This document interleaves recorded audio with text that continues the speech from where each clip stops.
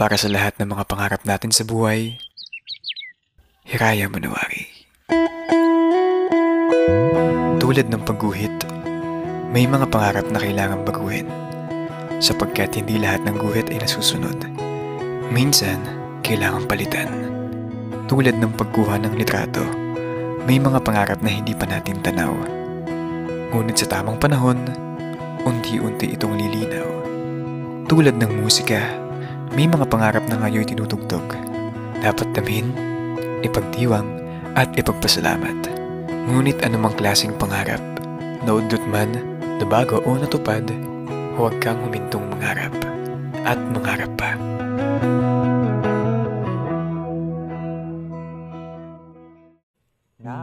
Alam mo, dito sa mundo, minsan talaga hindi natin maintindihan yung takbo ng buhay. Yung tipong sa araw-araw, walang pagbabago.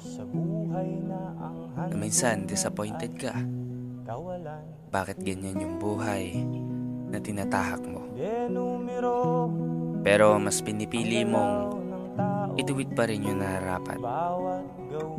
Gumagawa ka ng paraan na maisaayos yung planadong buhay. Narito ako sa isang lugar